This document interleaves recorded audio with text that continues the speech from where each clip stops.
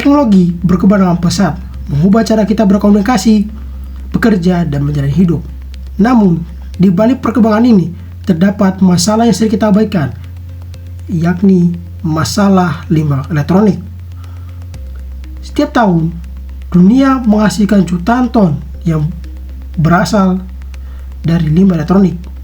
Limbah ini bukan hanya sekedar tumpukan barang bekas, melainkan sebuah ancaman serius bagi lingkungan.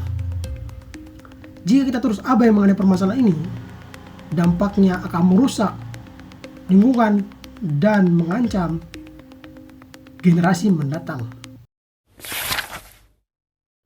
Di balik layar kemajuan teknologi, tersembunyi krisis yang terus membesar. Contohnya adalah yang akan kita bahas, yaitu limbah elektronik. Tanpa pengelolaan yang benar, proses ekstraksi ini akan mencemari lingkungan, terutama akan mencemari tanah, meracuni air, dan membahayakan kesehatan manusia.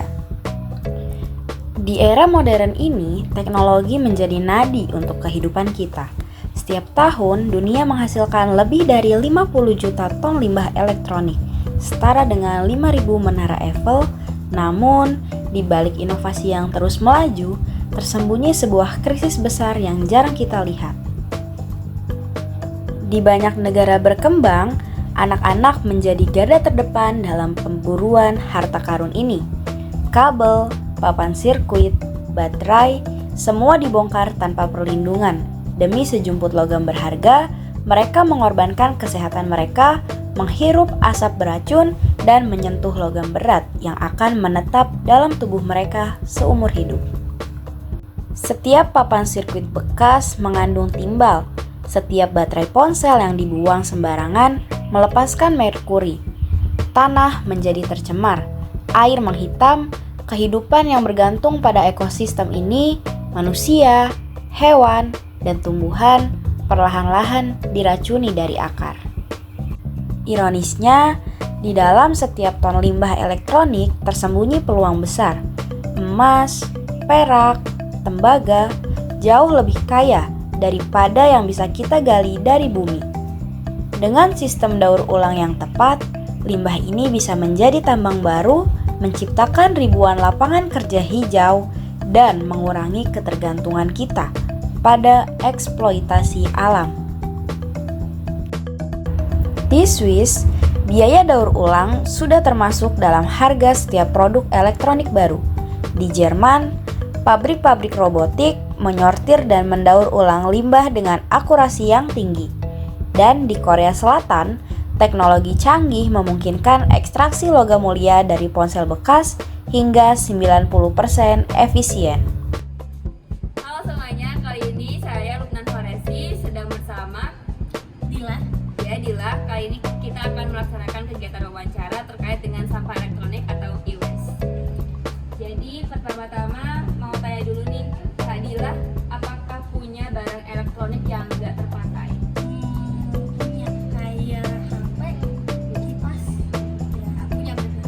Di kosan dan di rumah juga? Iya.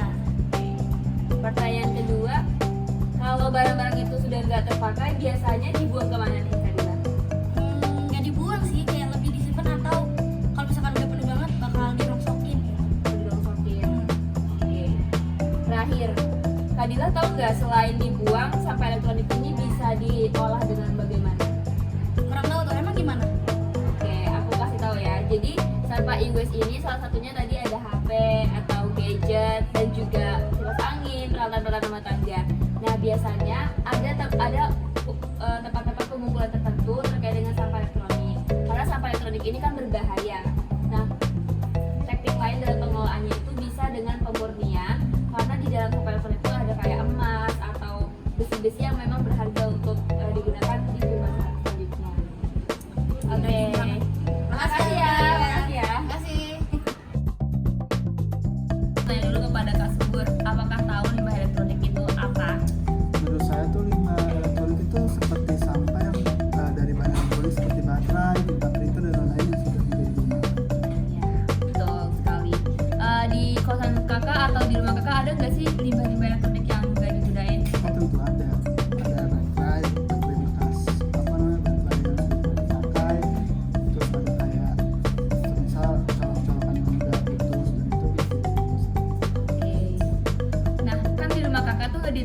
terpakai lagi, kira-kira dibuangnya kemana? Sementara masih di rumah saya sih, maksudnya belum dibuang ke lanjut gitu. Oh, karena nggak tahu buang kemana gitu. Iya, Oke, kalau cara pengolahannya tahu nggak pengolahan limbah elektronik? kurang tahu. Oke, aku izin kasih tahu ya. Jadi limbah elektronik itu sebenarnya harus dikumpulkan terlebih dahulu dan diolah oleh ahlinya, bukan dibuang secara sembarangan di tempat sampah. Karena di dalam limbah elektronik itu ada bahan-bahan berbahaya dan ada juga bahan-bahan berharga, kayak bisa aja dari limbah elektronik itu kita mengambil emas, ya tembaga, besi dan lain sebagainya. Oke, terima kasih Kak Subur. Jadi, di Indonesia sendiri setiap tahunnya itu menghasilkan jumlah sampah elektronik sebanyak 22 juta lebih, di mana sampah elektronik ini bisa berupa televisi, laptop, hingga komputer bekas yang mencemari lingkungan tanah dan air. Jadi, bagaimana solusinya?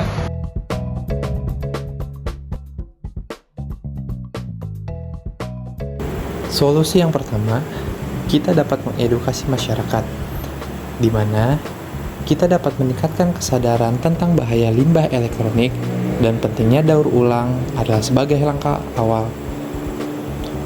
Kemudian, kampanye di sekolah, media sosial, dan ruang publik bisa menjadi kunci dalam mengedukasi masyarakat untuk bisa mengelola sampah elektronik secara mandiri.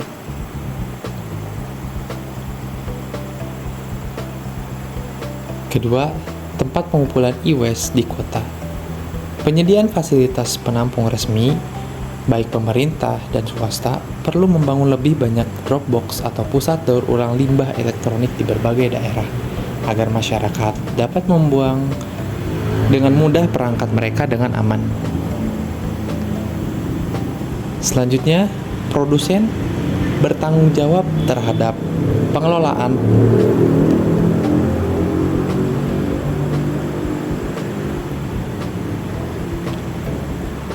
Tiga, produsen bertanggung jawab dalam mengelola limbah-limbah elektronik yang mereka produksi melalui kebijakan Extend Producer Responsibility atau EPR.